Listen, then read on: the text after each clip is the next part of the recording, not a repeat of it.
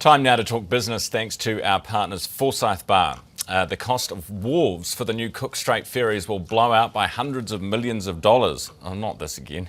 That's the dramatic claim being made by backers of a rival plan for a new South Island ferry terminal. Of course, they would say that, wouldn't they?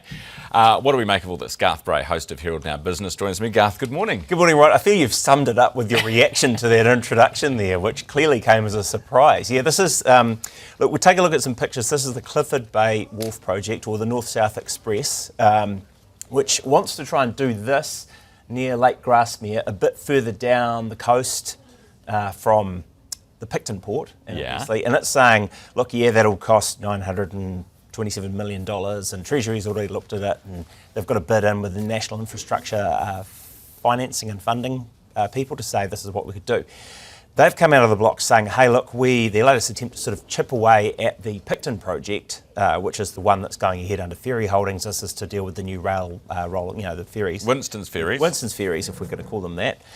They're saying that, well, that's estimated at $531 million to sort of sort things out on the wharf sides, with the Port of Marlborough paying about $110 million.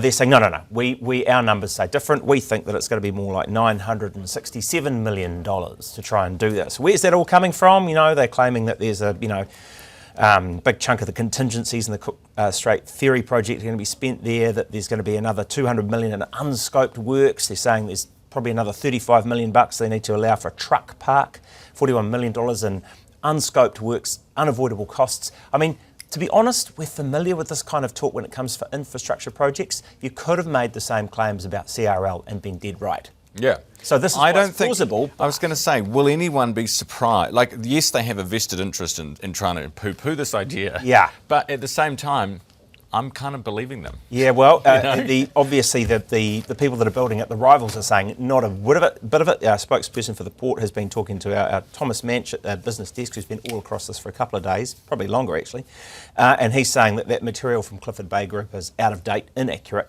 contains multiple false assumptions. We've spent 500 grand on the truck park. The 35 million. We don't have visibility over where that figure comes from, which is polite for calling it complete BS. Yeah, all right. So, we'll see where this comes from, but it's We'll come back and visit this when we get the bill. They are still pushing this hard, though, that's the thing.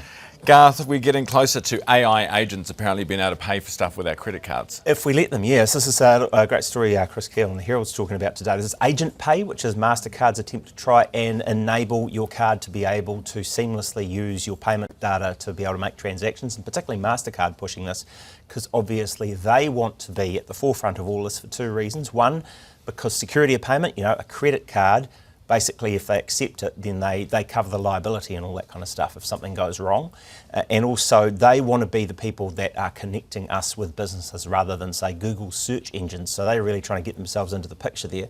But I think the trial that's talked about there is using sort of, the staff using it basically for Mastercard, saying that you've still got some button clicks you put in there to check that the human is paying attention, but ultimately you'll be able to buy a movie ticket or queue for, concert tickets by just telling your AI, I'd be prepared to pay as much as $300 to see Metallica, get in the queue and see what you can do for me. And that's, I guess, the thing is, it's taking some of that boring admin out of life. Yeah, all right. For a price. I mean, we'll just see where it all lands up. There's more interesting detail in that story if you take a look. Speaking of movie tickets, some moves in the Warner Brothers Discovery sale battle, which I have a vested interest in, I must declare, because we got a bunch of free shares when we worked there. Right, well, I was more thinking about this from the point of view of Wuthering Heights, because the movie opened this weekend to great acclaim and so on. We've got a few teasers and bits and pieces for those of you that haven't seen it yet. Some people say it's a great little romp. 76.8 million globally this is made, likely to close on 82 million. We're talking US dollars by the end of what's a long weekend in the States, President's holiday.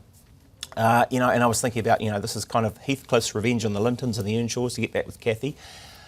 Paramount has jumped back into the frame like a suitor scorned, and it wants to try and it said it'll pay that $2.8 billion break fee that Netflix is owed if they cut the deal, and it's pushing that sort of ticking payment, the $650 million US cash that they would offer each quarter. The deal doesn't close in 2027. So apparently the Warners board is now back saying, okay, we have to look at whether this is a superior offer. They've got until next week to sort of make a decision about that, and then if they go back and say, okay, we'll consider it, then things reopen with Netflix. But, the shareholder vote could still go ahead as early as sort of the middle of next March if the SEC says you're I'm fine. just looking, because last night I actually went to sell some of them. So their share price hasn't actually gone up as a result of this offer. No, it's been off a little bit just lately. I think it dropped a wee bit, and likewise Netflix and so on. But, is it an offer they can't refuse, as Robert Duvall didn't say in The Godfather? That was Marlon Brando, another one of his great movies. Right, and we're down a rabbit hole. Garth. Completely interesting. Warners put $8 million into the movie.